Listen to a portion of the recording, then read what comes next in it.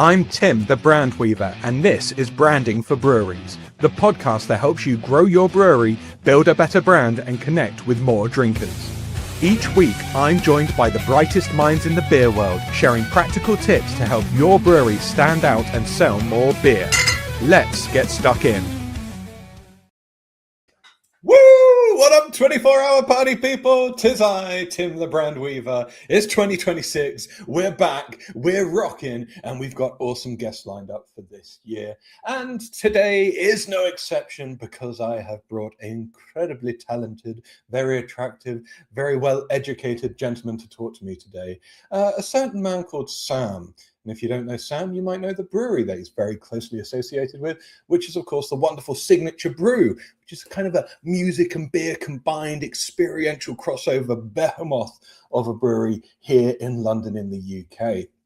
Now, I reached out to Sam last year because I wanted to have a little chinwag with him about building a brand around something which is more than just good beer at the end of the day, and that's what Sam and I are going to be talking about. So that is enough waxing lyrical from myself. Let's bring Sam to the stage and have a good old chinwag. Sam, woo! What's up? How's it going? I am super funky fresh, mate. The third coffee literally just kicked in as that intro was counting down, so I'm feeling good, my man. You good? Are you good? I'm very good. Yeah, very cool intro. Thanks for the lead in for me. That was very nice. Very kind words. Yeah, hey, good to be here. Got to big up my guests. I want them to feel comfortable, happy, and excited, so they spill the beans and give all that wonderful value to anyone who has dared give us 40 minutes of their time, mate. Start for 10, Sam. For those people who may not be UK based or just not so au fait with London breweries and what's going on in the London scene, can you tell us a little bit about yourself and Signature, please, sir? Sure, yeah. So I set up Signature Brew in 2011 with my cousin. Neither of us wanted to drink shit beer at gigs anymore, which I think a lot of people can relate to. So we created a brand. I mean, it was a brand at the time, like it wasn't an actual brewery until a bit later, but we set up a beer company, as some people say, as a way of solving that problem. And we did that by collaborating with musicians and bands. We knew we couldn't copyright that idea, so we just did as many as we could. And then that kind of evolved into what it is now, which is a music-focused brewery. We've collaborated with more musicians and bands than any other beer company in the world, and now biggest independent in London, and making lots of beer. I love that little that mic drop moment there. Yeah, collaborated with the largest amount of bands right now. Can't take that away from us.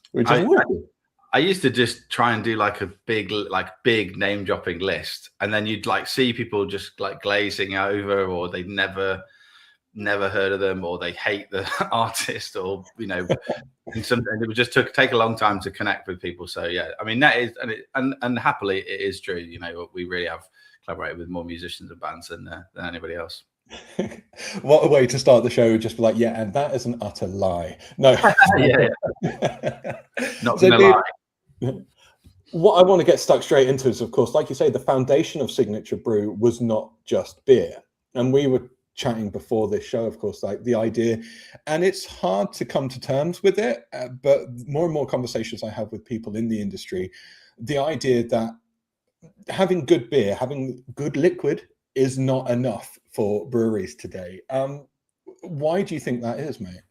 Man, it took me probably more than 10 years to start being comfortable with saying liquid. So I think we're in our use. I mean, for the first, I guess maybe 5 years of Signature Brew, I tried not to refer to the business as craft beer, for various reasons which we can go into. But basically, I think when Signature Brew started in 2011.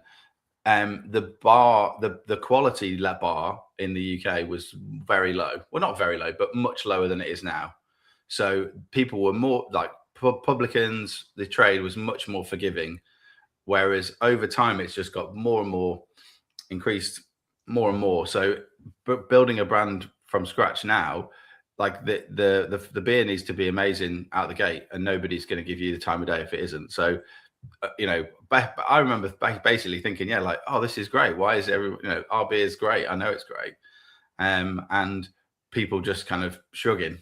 And I think you just need to have more than that, and it needs to connect with people in different ways and different people in different ways. So yeah, I think having just awesome beer, even making it so people can explain to someone else why it's awesome, that's the bit that you need to create a brand. But yeah, I definitely think the quality is expected now. So if you don't have it, yeah, you're going to struggle. Yeah, and we've got people tuning in saying, drinking roadie at Tufnell Park Dome whilst watching the Slow Readers Club was one of my best gig experiences. And for those people who don't know, of course, roadie is one of your fine beers, of course. Roadie IPA, that's it. Yeah, one of the most popular session IPAs in the UK. Another mic drop moment. Wow, how many of those are we going to get, Sam? So, there were a plethora, I should imagine, of potential other inspirations that you could have worked into the brewery, but you went down the music route. How did you land on the musical influence and including that in the beer? It is completely true. Like, we didn't want to drink shit beer at gigs. My background was like, I'm a musician, we've worked in the music industry, and then Tom, who's my cousin, worked in brewery since he was a kid, and neither of us were allowed to drink spirits or macro beer when we were growing up. We had to drink real ale. So we've always been around beer. I kind of got a little bit obsessed with American craft beer as well in the sort of late 2000s, 2009, 2010. And then, that was our idea, and that was where it started. So it wasn't like, oh, let's just do something around music. It was, how do we fix this problem? And yeah, it just kind of went from there, really. And were there some really noticeable advantages it gave you straight out the gate, having that extra element to the offer? Yes, early days, like in the first 12, 18 months, it was like, I was like, oh, this is going to be easy. Like, we got loads and loads of press. We came out with our first beer, which was a collaboration with the Rifles, which is an English pale ale. The beer was called the General. Don't go look it up. The branding is terrible. It's like everyone go find it now. Yeah, but like me and the designer for the band, like, basically just mashed it all into one thing, and it was a bit naff. But the fact that we were there before Trooper came out, so loads of press and everything. It was like exciting. So the music and kind of more of the normal press was picking it up, and there was nothing else really like it. And because we knew we couldn't copyright it, we were just putting them out quite quickly. So we had a bit of interest that wasn't just like, what was already existing in the space. I remember going to, I think we were the 8th or 9th brewery at the London, part of the London Brewers Alliance, of which it went over, I don't know if it's over 100 now, but it definitely got to over 100 breweries within London. About 80 of us right now, or of them. 80, right, yeah. And I remember going there, and like, people like Evan from the Colonel was there, and it was like Windsor and Eton, Duncan Sambrook, and it was like, we were like, people were like, what are you doing? Some people literally told me it was stupid, and some people kind of got it. But I think we had the time at the beginning to hone the recipes, improve our quality of beer, as well as figuring out what we were about. Whereas I don't think people would have that luxury now. If you were launching a drinks brand now, you need to have it like locked in quite far down the road. So we were lucky that we got a good few years to kind of figure it out. But yeah, early advantage. Yeah, it definitely was like, oh, that's cool. People were interested, and there was obviously obvious places for us to sell the beer. So when we first started, it was just selling beer mostly online to the fans, and then at the gigs themselves, and then around the gigs. Yeah, I think that's a really interesting point. I've had that conversation with a few brands or breweries these days, that if you kind of go, well, this is the market we want to operate in, you can somewhat bypass or at least counterbalance the traditional trade route, which of course is really struggling right now. Don't want to spend too much time on it, but breweries need to look at those other opportunities, those other venues that they can get their beer into. So by having that, like you say, the music link for yourselves, I was talking to Max at Lost in Town, which is a comic book themed brewery, so they hit up Comic-Con. Like all these other places that you don't naturally expect a brewery to pop up to be selling their wares, it immediately opens the doors to so much more. Like, were you kind of music venues first as a mindset, or did you still have an eye on traditional trade as well? Well, I mean, because we were new and naive and didn't really know too much what we were doing in terms of selling beer, I didn't really understand at the start how locked up the music venues are. Tufnell Park Dome, like Molson Coors, they're like, if you go in there, which we have a few times, they are very keen to not sell the beer. So, for example, they don't want this to happen. Like big brands want you to have your music experience associated with their brands. So I didn't know that at the beginning. We did one, I think it was in the second or third year of Signature Brew. We got the beer sold into Brixton Academy, and it was with Hospital Records. It was like a drum and bass, like a drum and bass rave at Brixton Academy, sold out. We had a stand where we'd sold them beer. We was like sold out in a few hours. Like I was like, oh my God, this is. And then the next day, we basically got told off by Academy Music Group, and we were being the people at the venue got told off. We got told off because it had broken whatever deal they had at that point with the big brewer. So I think because if we had known all that, I don't think we'd have just banged on as many doors. But having a music venues first approach, like we still have music. What do we call it now? We call it music associated venues. So it could be dive bars, places with great jukeboxes, place where the landlord is really passionate about music themselves, places that are near to music venues. So that kind of thing. Mm-hmm. So that's still very much part of where we target our sales. I've talked for so long there, I'd actually forgotten the question. Sorry. It was about the focus on music-based venues over traditional trade, but you answered it perfectly, dude. So it's okay that you meandered off track. But that point about the naivety of the system, I've had this conversation before where it is actually a strength, because you don't know that you shouldn't be talking to this person, or you shouldn't be asking this question. You're just like, sod it, let's go in, let's have a chat and see what happens.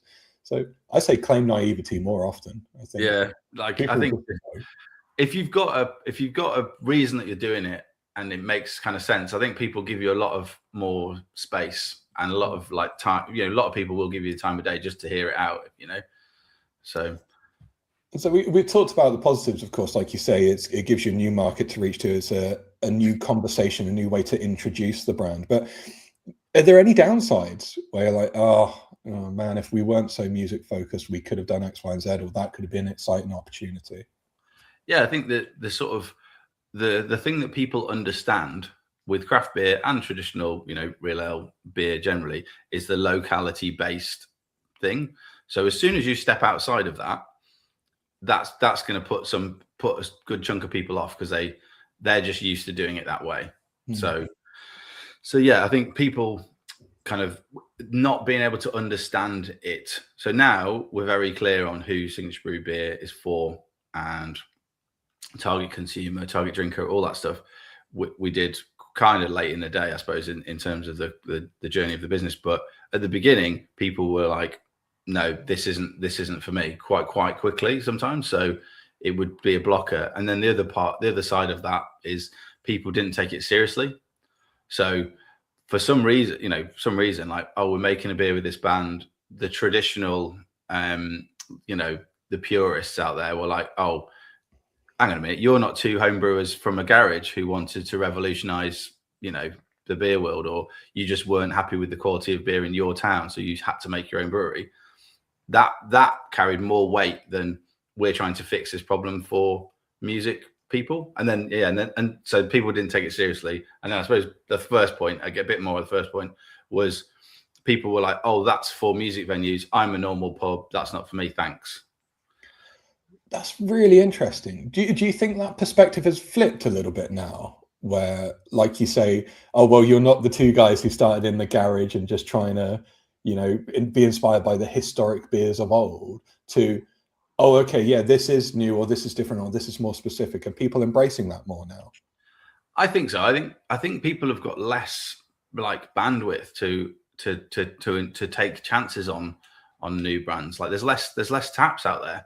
You know, we don't really make seasonal beers anymore because it's so difficult to sell them. You know, and we want the sales and marketing guys all to be focused on like the core range. So I think it's definitely harder, but I don't know. I feel like there's less craft beer places as well. There was places where you would go and every brand had like a cool story and an interesting background and stuff. But yeah, as it flips, I mean, Signature very focused on the pretty traditional on trade. So it's an on trade brand. And you mentioned obviously like sometimes, or at least back in the day, it was hard to explain. For those who are listening in and kind of going, well, we can see the merit in doing it. Like, have you got any recommendations in terms of like how to avoid making maybe it too vague, or avoiding any of the pitfalls that you guys found as you moved through your journey? Yeah, I think being really clear about, first of all, why you are doing it as a owner, operator, founder, like why you're doing it.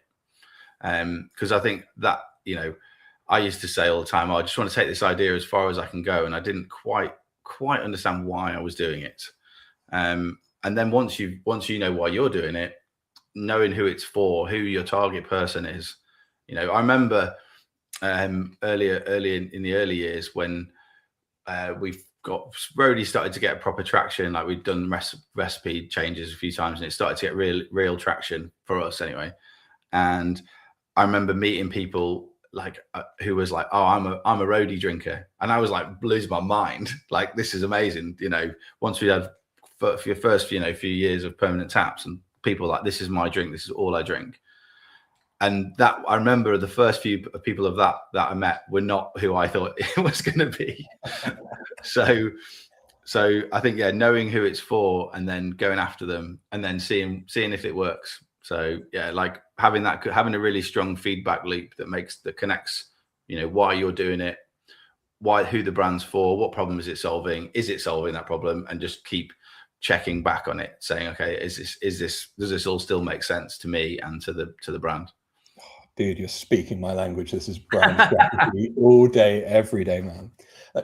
And I want to put words in your mouth. Like, I know you said that you only truly worked out what your goal was and who your audience was a little bit further down the line. Do you think you could have hit the ground running even quicker if that was a focus from the beginning, if you had that information to begin with?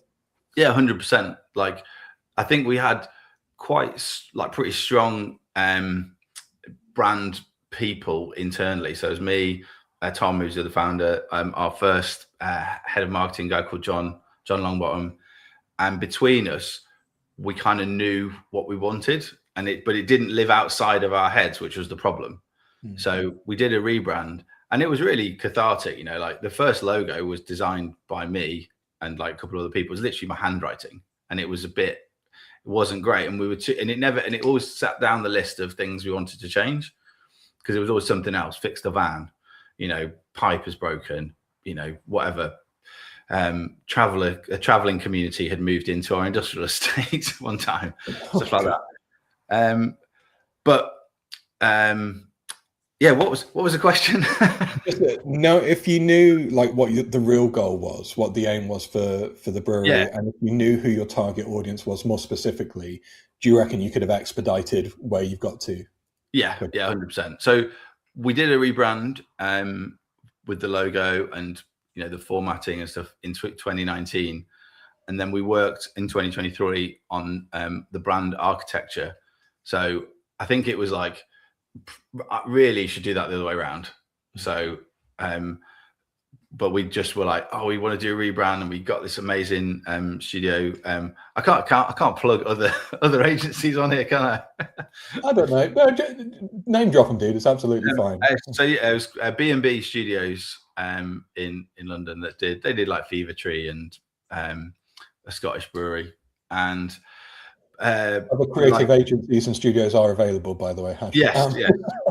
I mean, I think, like, you know, they were great. They were not beer specialists by any means, and they made it look really sexy. But The brand architecture we did with the help of a marketing advisor who kind of helped us all get it out onto paper, that then allowed us to then build the world around it, and that made everything a lot easier. So great. Yeah, having that direction, it just makes, like you say, choice making. Like, okay, does this align with who we are? Yeah, exactly. And I think if we'd have had that structure earlier on, that would have helped a lot of decisions, because you do, you know, founders do spend a lot of time umming and ahhing over, am I making the right call here? Is this the right call? But actually, if you go, no, this does this lead to that? Yes or no? It's not about, I think that your design is shit and I prefer the look of that. You know, it gets a lot easier to discuss things, and I think that's the thing that makes it move forward faster. So I reckon one thing that would be really interesting to talk about is this idea of knowing who your beer is for. So you've got this particular, what I call a persona, that you're appealing to try and get in front of. But I can imagine a lot of brewers and brewery workers would go, well, surely you just want to be able to appeal to as many people as possible and get your drinks to whoever you want. Like, can that actually weaken a brand in some cases? Yeah, I definitely have seen that, and I've experienced that too. I think it's probably even more important now than it was. You know, you kind of created back in the day, create loads of beers and just see what sticks. You know, that was kind of that's some breweries, that's still their strategy now. And you go, oh right, oh, it's doing well over here, or yeah, let's see, we'll do a bit of exporting or whatever it might be. But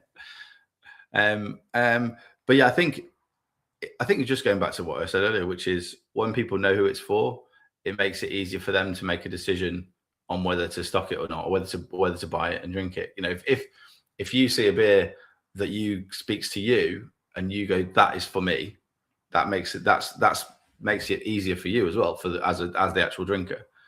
So I think when you're trying to appeal to everyone, it's then you end up competing with the brands that really do that properly, like Budweiser.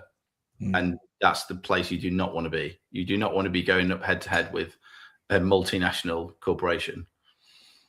Valid point. And I've seen it, and I see breweries and brands out there where I go, oh, that feels like a bit of me. Like you're just drawn to it, be it the artwork or the references, or there's pop culture things in there that you're just like, oh, that speaks to me, versus generic broad brand.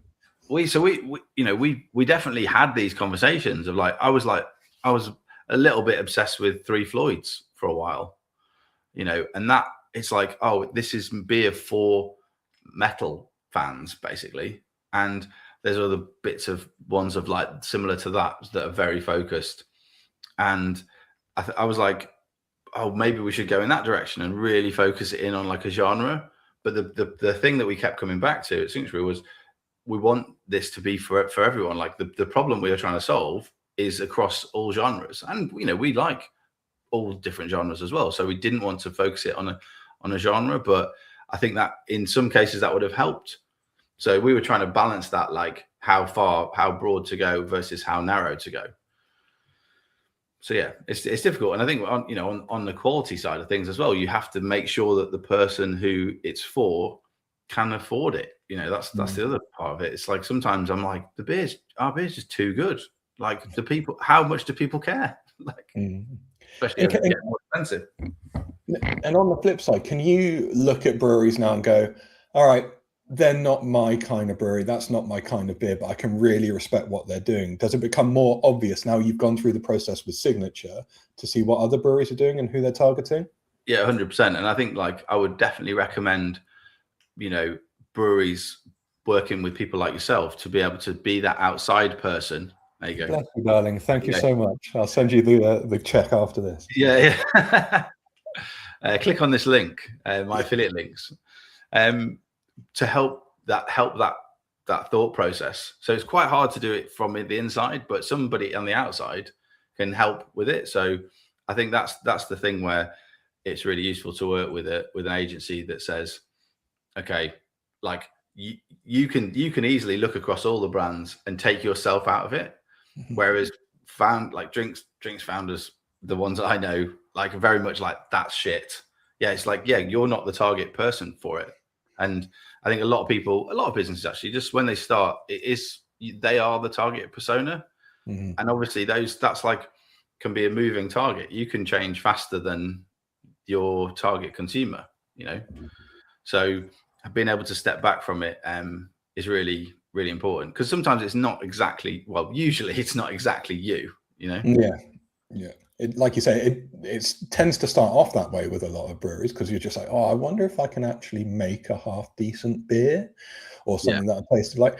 But then it is that tipping point that I found between like a hobby and a business.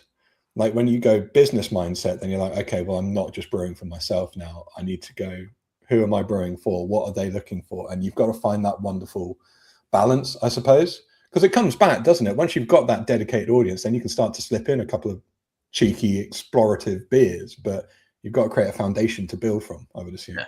And if you're doing that exploring, that's the where the feedback thing is important. You're like, okay, let's do this thing for this reason, to test this, and then you can say, was that a failure? Was that success? What did we learn? Go back to it. So, but yeah, I think having a third party help you kind of understand who the persona is early on is really helpful. Sweet. I agree, because that's what I'm doing in this business.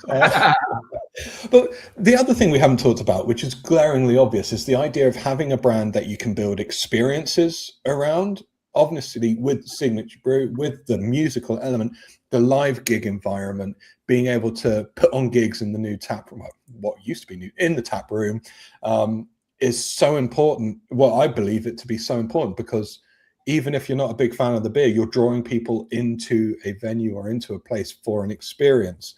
Like, have you seen that's creating more loyalty from drinkers, or just drawing more eyes to the brand? Yeah, I mean, it's an amazing asset. Venues, one in the brewery that's 400 capacity, and then another one like a tap room kind of one that's in the railway arch, which is 200 capacity. Having that where people are going in and having an amazing experience and drinking Signature Brew beers is really, really powerful. The thing that I think we've made mistakes with is some people don't quite understand. Not most people, I would say most people, more than 50% of people who go there understand that we make beer and then you can go and get it elsewhere.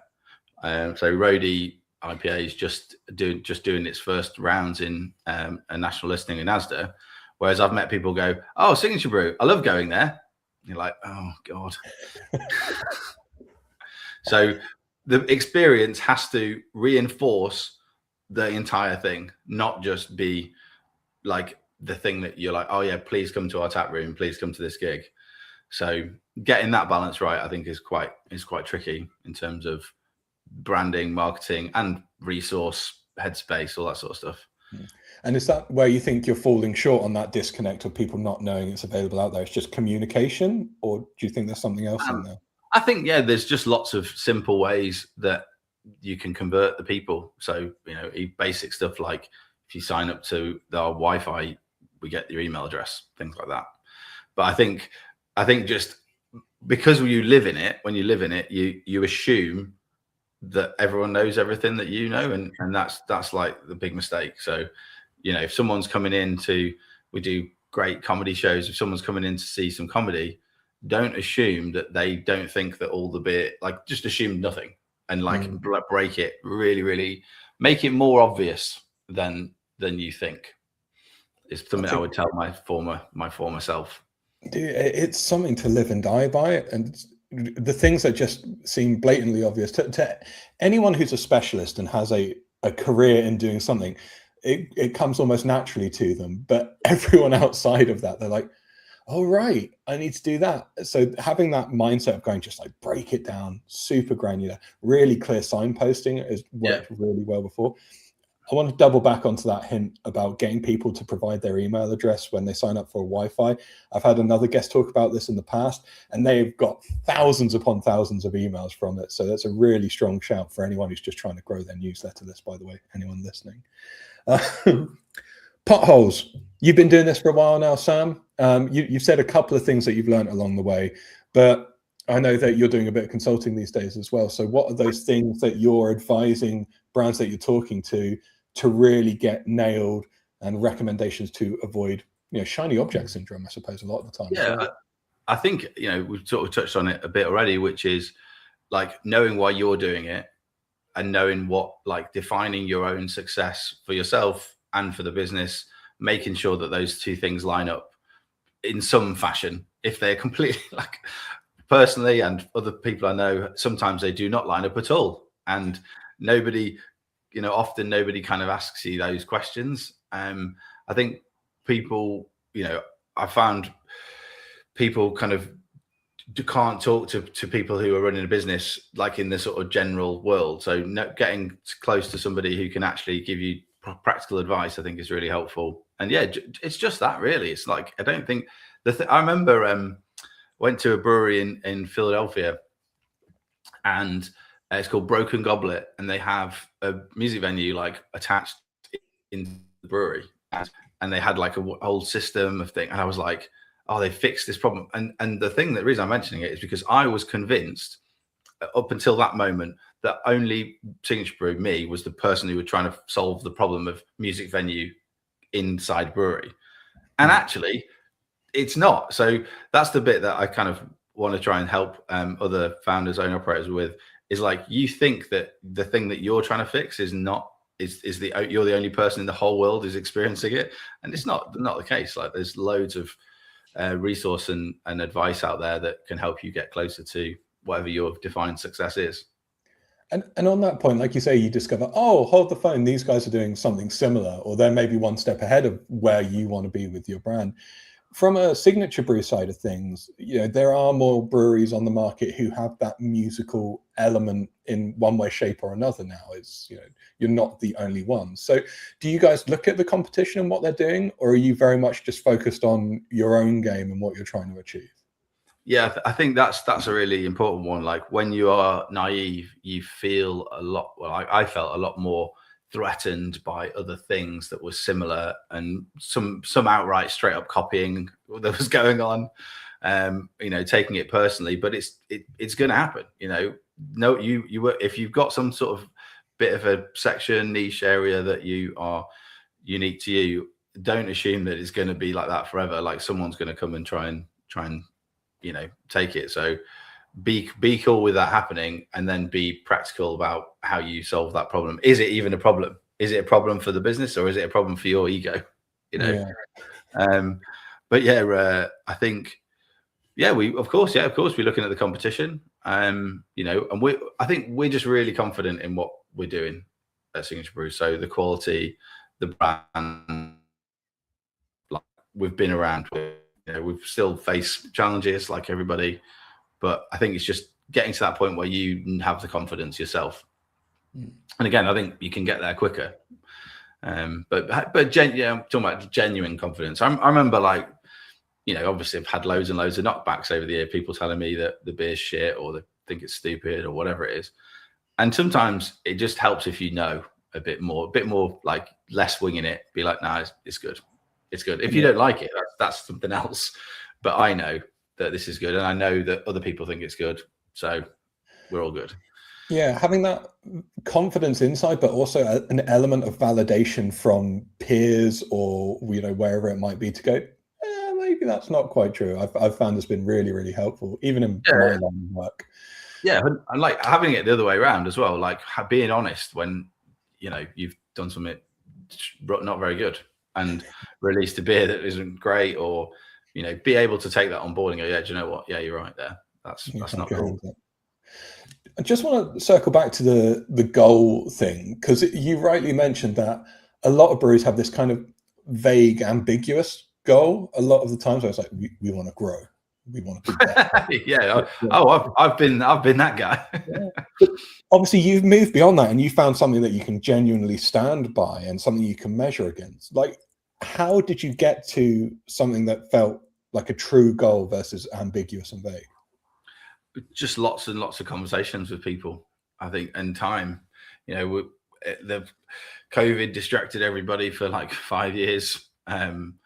But yeah, how did we get there? Yeah, conversations and time, and just being honest about it, I suppose. But yeah, like, I just wish we'd got there a little bit sooner through the help of other people. So I definitely personally was quite not insular, but like I didn't really value talking to other founders or going to like networking things. I love going to beer festivals and beer events, obviously. Like, but I think, yeah, just brute force, I suppose. Like just time and brute force and getting older. You know. I was going to ask, like, can you pinpoint the changing point that your mindset changed, where you're like, oh, I don't want any help, or we can do this all on our own, versus, okay, maybe it is time to seek the input and opinion and direction of others? Yeah, I mean, this isn't really about branding, so I can get deep with you though. If that's cool. Yeah, go for it, bud. We've talked a few times, we're mates. Crack on. Yeah. Okay. Cool. Well, like Signature Brew, you know, we've not always been on the super strong point, and it's been chaotic, you know, like mostly because of COVID, but loads of other kind of factors. And I think one of the pinpoint moments in terms of my personal mindset was I basically did like memento mori, but on the business. So I imagined it going bust and all the way to the end of that happening and all the things that would go along with that. And I just immediately felt better. I felt like because basically it was like, well, it's not going to be the end of the world. I'll just be okay. And then I was able to operate without as much fear, because I was like, all right, well, I don't want that to happen. What can I do about it? Instead of like kind of the fear. So that was an enormous mindset change. And it was weird because it was like instant. It was like, oh, so that one I think is really, you know, it is hard. It's hard running a business, and it's hard. Like I said earlier, people don't tend to talk to other founders about it all the time. Some people are great at it. Some people, I used to be terrible at it. So I think that was a big mindset change. And then, you know, becoming more honest with, you know, we've got Signature, got a lot of investors and a lot of people really, really supportive people around the business, and just being open to hearing what people say and not always being like pushing, oh no, I've got to be the guy who's got to take this forward. It's like, no, let's let you know, you don't have to take it all on board, listen to what people say. But yeah. But yeah, that's not really about branding. No, dude, we dipped into like Stephen Bartlett Diary of a CEO territory there. It's terrifying. I feel like I hope not. A weighted mug and an iPad in front of me, and I was like, why aren't you crying, dude? Come on, I need that clip for the hook point, please. I guess the other thing as well is like, yeah, you mentioned the hook point, like I'm reading books, like I've read loads and loads of books about business, and you know, lots of things you drop into. Like I said earlier, like you think that you're the only person doing it, but I wish I'd kind of got into the kind of businessy books earlier on.